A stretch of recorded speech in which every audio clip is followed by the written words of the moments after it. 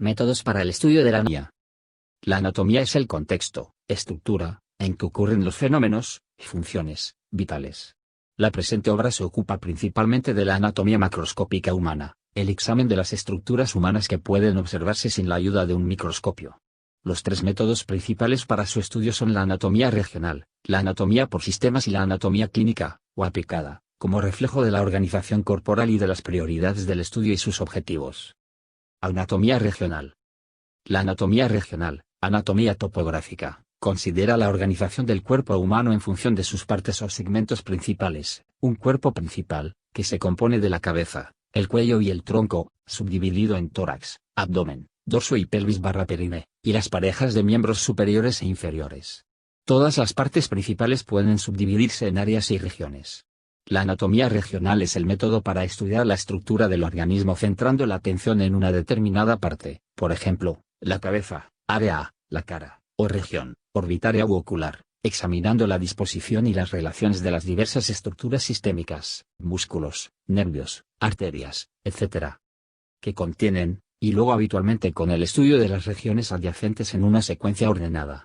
En esta obra se sigue el método regional, en cada capítulo se estudia la anatomía de una parte principal del organismo. Este es el método que suele adoptarse en los cursos de anatomía que disponen de un laboratorio de disección. Al estudiar la anatomía por este método, es importante situar la anatomía regional en el contexto anatómico de las regiones y partes adyacentes, así como en el organismo en su conjunto. La anatomía regional reconoce también la organización corporal por capas, piel, tejido subcutáneo y fascia profunda que cubren las estructuras más profundas de músculos, huesos y cavidades que contienen vísceras, órganos internos. Muchas de estas estructuras profundas son parcialmente evidentes bajo las cubiertas exteriores del organismo, y pueden estudiarse y examinarse en el sujeto vivo mediante la anatomía de superficie. La anatomía de superficie es una parte esencial del estudio de la anatomía regional. En esta obra se considera específicamente en apartados de anatomía de superficie, que aportan conocimientos acerca de lo que se halla bajo la piel y de cuáles son las estructuras perceptibles al tacto, palpables. En reposo y en acción en el sujeto vivo. Se puede aprender mucho al observar la forma y la estructura externa del organismo y mediante la inspección y palpación de los aspectos superficiales de las estructuras situadas bajo su superficie. El objetivo de este método consiste en visualizar, recordar las imágenes mentales definidas de las estructuras que confieren contorno a la superficie o que son palpables bajo ella, y en la práctica clínica distinguir cualquier hallazgo inusual o anormal. En suma, la anatomía de superficie requiere un conocimiento completo de la anatomía de las estructuras situadas por debajo de la superficie. En las personas con heridas por arma blanca, por ejemplo, el médico debe ser capaz de visualizar las estructuras profundas que pueden haber resultado lesionadas. Además, el conocimiento de la anatomía de superficie puede disminuir la necesidad de memorizar hechos, pues el cuerpo se halla siempre disponible para observar y palpar. La exploración física es la aplicación clínica de la anatomía de superficie. La palpación es una técnica clínica que se utiliza junto con la inspección y la auscultación para explorar el organismo. La palpación de los pulsos arteriales, por ejemplo, forma parte de la exploración física. Los estudiantes de muchas ciencias de la salud aprenden a utilizar instrumentos que facilitan la exploración del organismo, como un oftalmoscopio para observar las características oculares, y la auscultación de las partes funcionantes del cuerpo, un fonendoscopio para auscultar el corazón y los pulmones. Actualmente es posible el estudio regional de las estructuras profundas y de las anomalías existentes en el sujeto vivo con los métodos de diagnóstico por la imagen y con la endoscopia. La radiografía y otras técnicas de diagnóstico por la imagen, anatomía radiográfica, proporcionan información útil sobre las estructuras normales en el sujeto vivo, poniendo de manifiesto los efectos del tono muscular, de los líquidos corporales, las presiones y la gravedad, lo que no puede lograrse en el estudio del cadáver. La radiología diagnóstica revela los efectos de los traumatismos, las enfermedades y el envejecimiento sobre las estructuras normales. En esta obra, la mayoría de las imágenes radiográficas y de otras técnicas radiológicas están integradas en los capítulos correspondientes. Al final de cada capítulo, los apartados de técnicas de diagnóstico por la imagen aportan una introducción a las técnicas que se emplean en relación con ese capítulo. Las técnicas endoscópicas, con un instrumento flexible insertable de fibra óptica para examinar las estructuras internas, como el interior del estómago, también sirven para poner de manifiesto la anatomía en el sujeto vivo. El método inicial idóneo para el aprendizaje detallado y completo de la anatomía tridimensional de las estructuras profundas y sus relaciones es la disección. En la práctica clínica, la anatomía de superficie, las imágenes radiográficas y de otras técnicas de diagnóstico por la imagen. La endoscopia y la propia experiencia obtenida al estudiar anatomía, se combinan para proporcionar conocimientos sobre la anatomía del paciente. Anatomía sistémica. La anatomía sistémica es el estudio de los distintos sistemas orgánicos que funcionan conjuntamente para llevar a cabo funciones complejas. Los sistemas básicos y el campo de estudio o tratamiento de cada uno, entre paréntesis, son: el sistema tegumentario, dermatología, se compone de la piel y sus apéndices, por ejemplo del pelo, las uñas y las glándulas sudoríparas, y el tejido subcutáneo subyacente. La piel, un órgano sensitivo extenso, constituye la cobertura protectora externa y contenedora del organismo. El sistema esquelético, osteología, se compone de huesos y cartílago, proporciona la forma y el soporte básicos del organismo y es el elemento sobre el que actúa el sistema muscular para producir los movimientos. También protege órganos vitales, como el corazón, los pulmones y los órganos pélvicos. El sistema articular, artrología, se compone de las articulaciones y sus ligamentos asociados, que conectan las partes óseas del sistema esquelético y son los puntos donde ocurren los movimientos. El sistema muscular, miología, se compone de los músculos esqueléticos, que actúan, se contraen, para movilizar o posicionar las partes del organismo, por ejemplo, los huesos que se articulan entre sí, y los músculos lisos y cardíaco, que impulsan, expelen o controlan el flujo de líquidos y sustancias contenidas. El sistema nervioso, neurología, se compone del sistema nervioso central, encéfalo y médula espinal, y el sistema nervioso periférico, nervios y ganglios, con sus terminaciones motoras y sensitivas.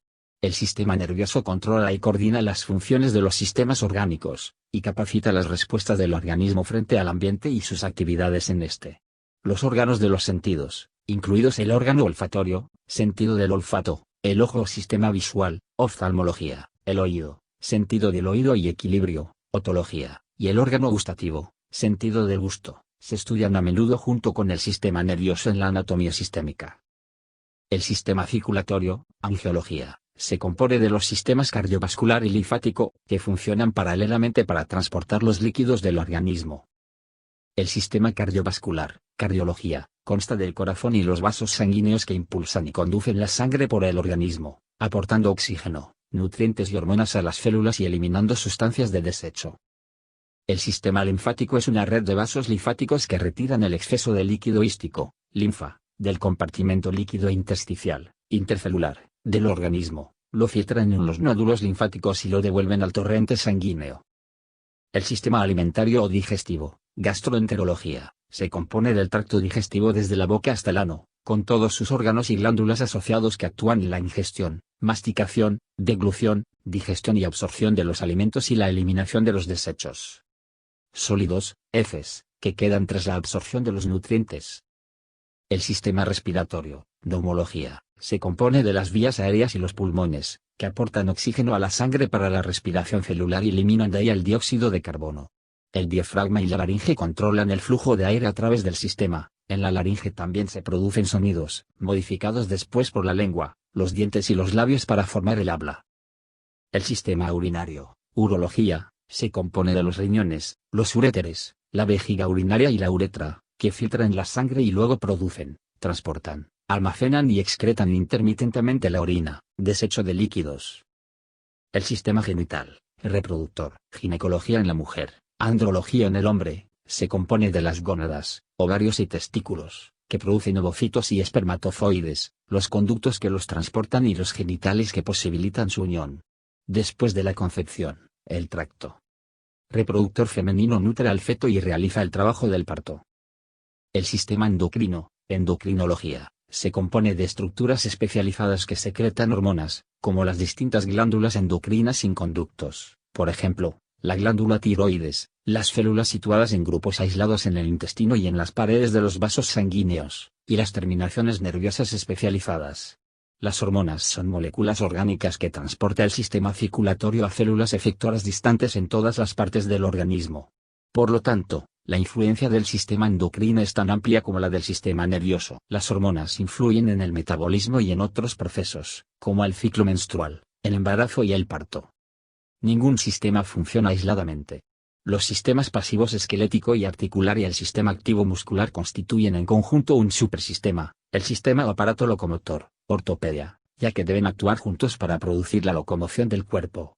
Aunque las estructuras directamente encargadas de la locomoción son los músculos, los huesos, las articulaciones y los ligamentos de los miembros, también intervienen indirectamente otros sistemas. El encéfalo y los nervios del sistema nervioso los estimulan a actuar. Las arterias y venas del sistema circulatorio aportan oxígeno y nutrientes a estas estructuras y eliminan de ellas los desechos. Y los órganos sensoriales, especialmente la visión y el equilibrio, desempeñan papeles importantes para dirigir las actividades en un ambiente gravitatorio. En esta introducción se ofrece una visión global de varios sistemas importantes para todas las partes y regiones del organismo, antes de exponer detalladamente la anatomía regional en los capítulos 1 a 8. Además, en el capítulo 9 se presenta la anatomía sistémica al revisar los nervios craneales. Puntos fundamentales. Estudio de la anatomía. La anatomía es el estudio de la estructura del cuerpo humano. La anatomía regional considera el cuerpo organizado en segmentos o partes. La anatomía sistémica contempla el cuerpo organizado en sistemas orgánicos. La anatomía de superficie proporciona información acerca de las estructuras que pueden observarse o palparse bajo la piel. La anatomía radiográfica, por cortesía endoscópica, permite apreciar las estructuras en el sujeto vivo, tal como quedan influidas por el tono muscular, los líquidos y las presiones del organismo, y la fuerza de la gravedad. La anatomía clínica subraya la aplicación de los conocimientos anatómicos a la práctica de la medicina. Terminología anatómica y médica. La terminología anatómica introduce y compone una gran parte de la terminología médica. Para comprenderla, es necesario expresarse con claridad, mediante los términos adecuados y de un modo correcto. Aunque los términos coloquiales para las partes y regiones del organismo sean comunes y conocidos, hay que aprender la terminología anatómica internacional, que permite una comunicación precisa entre los profesionales de la salud y los científicos de todo el mundo. Los profesionales de la salud deben conocer también los términos coloquiales que probablemente utilizarán los pacientes al describir sus molestias. Además, cuando el profesional explique los problemas médicos al paciente, ha de ser capaz de emplear los términos coloquiales que éste comprenda. La terminología empleada en esta obra es la de la nueva International Anatomical Terminology. La terminología anatómica y la terminología embriológica nombra los términos anatómicos en latín y sus equivalentes en inglés. Por ejemplo, el músculo del hombro es musculus deltoideus en latín y deltoid muscle en inglés. La mayoría de los términos empleados en esta obra corresponden a los equivalentes en español de los términos latinos. Los términos oficiales están disponibles en www.unifr.ch weblink. Lamentablemente, la terminología que se emplea en la práctica médica corriente difiere de lo oficial. Como esta discrepancia puede ser motivo de confusión, en el texto se aclaran los términos que pueden ocasionar malas interpretaciones. Para ello se ponen entre paréntesis los términos no oficiales la primera vez que se mencionan, por ejemplo, tuba auditiva, trompa auditiva o de Eustaquio, y arteria torácica interna, arteria mamaria interna. Los epónimos, o términos que incorporan nombres propios, no se utilizan en la nueva terminología, pues no aportan claves sobre el tipo ni la localización de las estructuras aludidas. Además, son históricamente imprecisos para identificar a la persona original, al describir una estructura o asignar su función, y no se ajustan a un estándar internacional. Sin embargo, los epónimos que se utilizan habitualmente aparecen entre paréntesis en toda la obra al utilizar estos términos por primera vez. Por ejemplo, ángulo del esternón, ángulo de Louis, dado que es probable encontrarlos así. Nótese que los términos epónimos no ayudan a localizar la estructura del organismo. En la página web de Anatomía con Orientación Clínica, tpoint.lwww.com/weblink, puede consultarse una lista de epónimos. Estructura de los términos. La anatomía es una ciencia descriptiva y requiere nombres para las diversas estructuras y los detalles del organismo. Debido a que la mayoría de los términos derivan del latín y el griego, al principio el lenguaje médico puede parecer difícil, sin embargo, al aprender su origen, los términos adquieren sentido. Por ejemplo, el término gaster en latín para aludir al estómago o vientre. Por lo tanto, la unión esófago-gástrica es el lugar donde el esófago se une con el estómago, el ácido gástrico es el jugo digestivo excretado por el estómago, y el músculo digástrico es un músculo dividido en dos vientres. Muchos términos aportan información sobre la forma, el tamaño, la localización o la función de una estructura, o sobre la semejanza de una estructura con otra. Por ejemplo, algunos músculos tienen nombres descriptivos para indicar sus características principales. El músculo deltoides, que cubre el vértice del hombro, es triangular como el símbolo de la delta, la cuarta letra del alfabeto griego. El sufijo oid significa como, o semejante a, por lo tanto, deltoides significa como delta. Bíceps significa con 2 cabezas, y tríceps, con 3 cabezas. Algunos músculos reciben su nombre por su forma. Por ejemplo, el músculo piriforme tiene forma de pera, del latín pirum, pera más forma, morfología o forma. Otros músculos reciben su nombre por su localización. El músculo temporal se halla en la región temporal, sienes, del cráneo. En algunos casos se emplean sus acciones para describir los músculos, por ejemplo, el elevador de la escápula eleva la escápula. La terminología anatómica aplica razones lógicas para nombrar los músculos de otras partes del cuerpo. Si se aprende su significado y se piensa en estos nombres como si se leyeran y diseccionaran, serán más fáciles de recordar. Abreviaturas. Los términos abreviados se emplean en las historias clínicas y en esta y otras obras, así como en las tablas de músculos, arterias y nervios. Las abreviaturas clínicas se utilizan en las discusiones y descripciones de signos y síntomas. El aprendizaje de estas abreviaturas también acelera el proceso de tomar notas. En este texto se proporcionan las abreviaturas anatómicas y clínicas habituales al introducir el término correspondiente, por ejemplo, articulación temporomandibular, ATM. En la página web de Anatomía con Orientación Clínica, tpoint.lwww.com weblink, se halla una lista de abreviaturas anatómicas habitualmente utilizadas. Posición anatómica. Todas las descripciones anatómicas se expresan en relación con una posición constante, para garantizar que no haya ambigüedad. Hay que tener en la mente esa posición en la descripción del paciente, o cadáver, si está tendido de lado, en supino, tendido boca arriba, o en prono, tendido boca abajo. La posición anatómica se refiere a la posición del cuerpo con el individuo de pie, con la cabeza, la mirada, ojos, y los dedos de los pies dirigidos hacia adelante. Los brazos adosados a los lados del cuerpo con las palmas hacia adelante. Los miembros inferiores juntos, con los pies paralelos. Esta posición se adopta globalmente en las descripciones anatómicas y médicas. Al utilizar esta posición y la terminología médica apropiada, puede relacionarse con exactitud una parte del cuerpo con cualquier otra. Debe recordarse, sin embargo, que la fuerza de la gravedad causa un desplazamiento hacia abajo de los órganos internos, vísceras, al asumir la posición de bipedestación. Dado que los pacientes se exploran habitualmente en decúbito supino, a menudo es necesario describir la posición de los órganos afectados cuando el sujeto está en supino, haciendo mención de esta diferencia con la posición anatómica. Planos anatómicos. Las descripciones anatómicas se basan en 4 planos imaginarios, medio, sagital, frontal y transverso, que cruzan el organismo en la posición anatómica.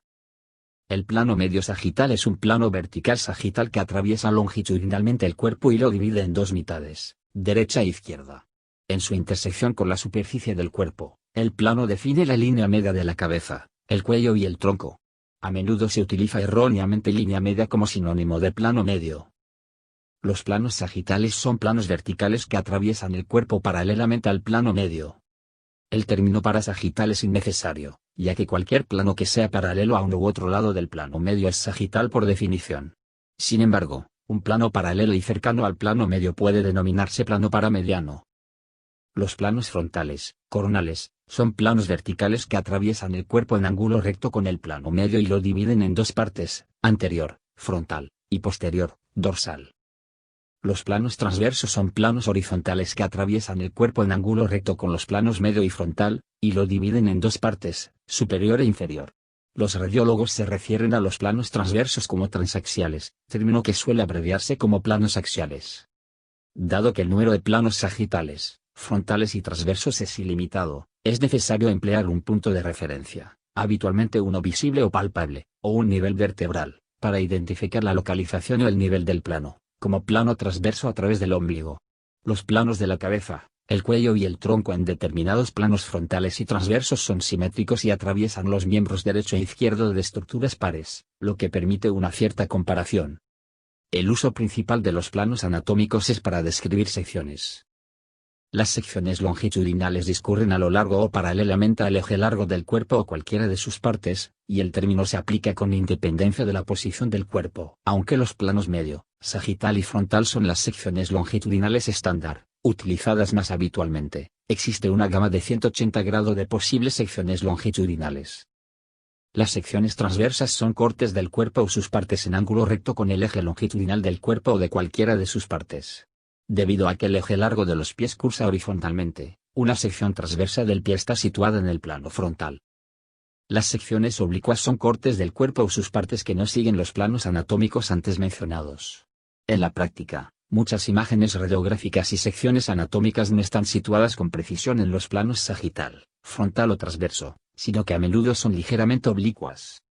Los anatomistas crean secciones del cuerpo y sus partes anatómicamente, y los clínicos lo hacen mediante técnicas de obtención de imágenes planas, como la tomografía computerizada, TC, para describir y presentar las estructuras internas. Términos de relación y comparación. Varios adjetivos, dispuestos como parejas de vocablos opuestos, describen las relaciones entre las partes del cuerpo o comparan la posición de dos estructuras, una con respecto a la otra. Algunos de estos términos son específicos para las comparaciones efectuadas en la posición anatómica, o con referencia a los planos anatómicos. Superior se refiere a una estructura que está más próxima al vértice, vértex, la parte más elevada del cráneo. Craneal se refiere al cráneo y es un término útil para indicar la dirección, es decir, hacia la cabeza o el cráneo. Inferior se refiere a una estructura situada más cerca de la planta de los pies. Caudal, del latín cauda, cola, es un término direccional útil que indica hacia los pies o la región de la cola, representada en el ser humano por el cóccix, hueso de la cola, el pequeño hueso situado en el extremo inferior, caudal, de la columna vertebral. Posterior, dorsal, indica la superficie dorsal del cuerpo o más próximo a ella. Anterior, ventral, indica la superficie frontal del cuerpo. Rostral se utiliza a menudo, en vez de anterior, al describir partes del cerebro, significa hacia el rostrum, sin embargo, en el ser humano indica más cercano a la parte anterior de la cabeza, por ejemplo, el lóbulo frontal del cerebro es rostral con respecto al cerebelo. Medial se emplea para indicar que una estructura está más próxima al plano medio del cuerpo. Por ejemplo, el quinto dedo de la mano, dedo meñique, es medial a los otros dedos. Por el contrario, lateral indica que una estructura está más alejada del plano medio. El primer dedo de la mano, pulgar, es lateral con respecto a los otros dedos. El dorso se refiere habitualmente a la cara superior de cualquier parte que protruya anteriormente desde el cuerpo, como el dorso de la lengua, la nariz, el pene o el pie. También se utiliza para indicar la superficie posterior de la mano, opuesta a la palma. Debido a que el término dorso puede referirse en el ser humano a las superficies superior y posterior, resulta más fácil comprenderlo si se aplica a un animal cuadrúpedo plantígrado que camina sobre sus palmas y plantas, como el oso. La planta es la cara inferior del pie, opuesta al dorso, y su mayor parte está en contacto con el suelo al estar de pie descalzo. La superficie de las manos y los pies, y de los dedos de ambos, correspondiente al dorso es la superficie dorsal, la correspondiente a la palma es la superficie palmar, y la superficie de los pies y de sus dedos correspondiente a la planta es la superficie plantar. Los términos combinados describen posiciones intermedias. Inferomedial significa más próximo a los pies y al plano medio, por ejemplo, las porciones anteriores de las costillas discurren inferomedialmente, superolateral indica más próximo a la cabeza y más lejos del plano medio.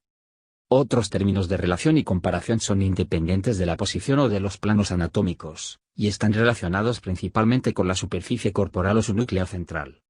Superficial, intermedio y profundo se refieren a la posición de estructuras con respecto a la superficie del cuerpo, o a la relación de una estructura con otra subyacente o suprayacente. Externo significa fuera, o más lejos, del centro de un órgano o cavidad, mientras que interno significa dentro, o más próximo, del centro, independientemente de la dirección. Proximal y distal se usan al comparar posiciones más próximas o más lejanas, respectivamente, de la raíz de un miembro o de la cara central de una estructura lineal. Términos de lateralidad.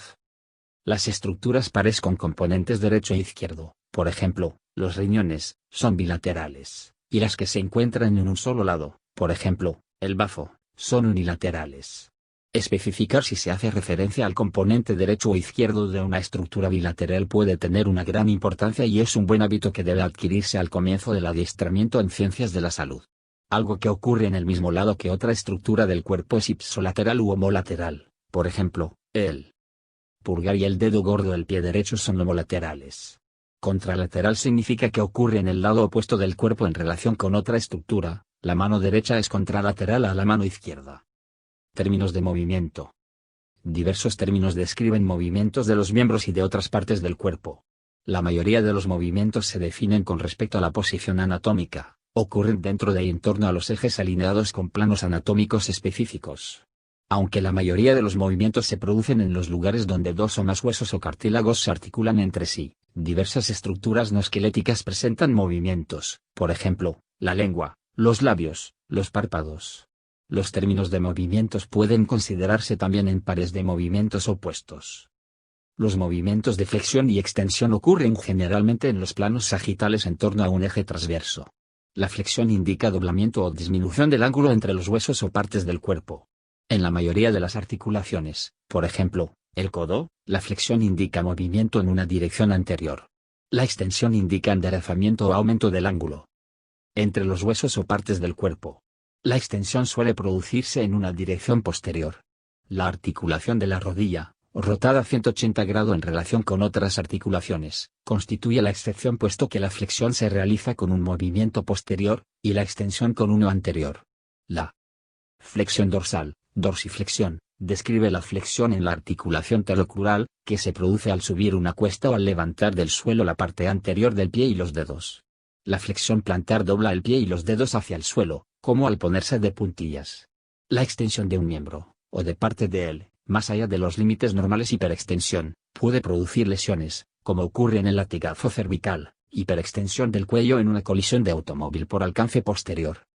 Los movimientos de abducción y aducción ocurren generalmente en un plano frontal en torno a un eje antero-posterior, figura I5 y G.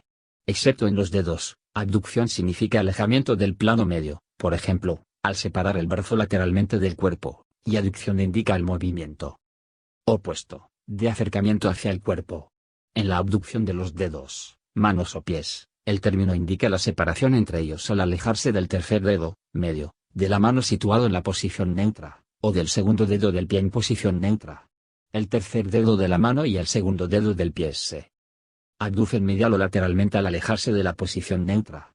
La abducción de los dedos es el movimiento opuesto. Los dedos, previamente separados, se acercan al tercer dedo de la mano, o al segundo dedo del pie, situados en posición neutra.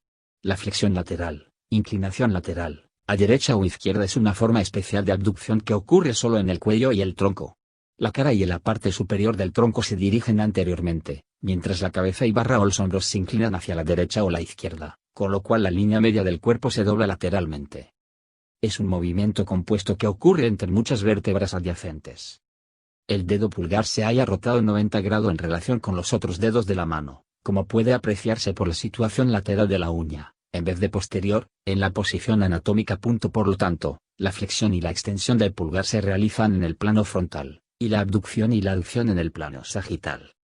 La circunducción es un movimiento circular en una secuencia de flexión, abducción, extensión y aducción, o en el sentido opuesto, de tal modo que el extremo distal de la parte se desplaza en círculo. La circunducción puede ocurrir en cualquier articulación en que sean posibles todos estos movimientos, por ejemplo, en el hombro y la cadera. La rotación indica el giro de una parte del cuerpo en torno a su eje longitudinal, como al girar la cabeza hacia un lado. La rotación medial, rotación interna, acerca la superficie anterior de un miembro al plano medio, mientras que la rotación lateral, rotación externa, aleja la superficie anterior del plano medio. La pronación y la supinación son los movimientos de rotación del antebrazo y la mano que desplazan el extremo distal del radio, el hueso largo lateral del antebrazo, medialmente y lateralmente en torno y a través de la cara anterior de la ulna, cúbito, el otro hueso largo del antebrazo, mientras el extremo proximal del radio gira sin desplazarse. La pronación gira el radio medialmente, de modo que la palma de la mano mira posteriormente y el dorso anteriormente. Cuando la articulación del codo está flexionada, la pronación mueve la mano de modo que la palma mira hacia abajo, por ejemplo, al poner las manos planas sobre la mesa. La supinación es el movimiento rotatorio opuesto. El radio rota lateralmente y se descruza de la ulna, y el antebrazo pronado vuelve a la posición anatómica. Cuando el codo está flexionado, la supinación mueve la mano de modo que la palma mira hacia arriba. Mnemotecnia: se puede coger sopa en la palma de la mano con el antebrazo en supinación, pero habrá propensión, probablemente, a que se derrame si luego se sitúa el antebrazo en pronación. La eversión aleja la planta del pie del plano medio y la gira lateralmente. Cuando el pie está en eversión total, también se halla en dorsiflexión. La inversión acerca la planta del pie hacia el plano medio, la planta mira medialmente. Cuando el pie está en inversión total, también se halla en flexión plantar. La pronación del pie en realidad se refiere a una combinación de eversión y abducción, cuyo resultado es un descenso del borde medial del pie. Los pies de un individuo con pies planos se hallan en pronación, y la supinación del pie implica generalmente unos movimientos que elevan el borde medial del pie, es decir, una combinación de inversión y aducción. La oposición es el movimiento que pone en contacto el pulpejo del primer dedo, pulgar, con el de otro dedo. Este movimiento se utiliza para pellizcar, abotonar una camisa o coger una taza por su asa. La reposición describe el movimiento del pulgar desde la oposición hasta su posición anatómica.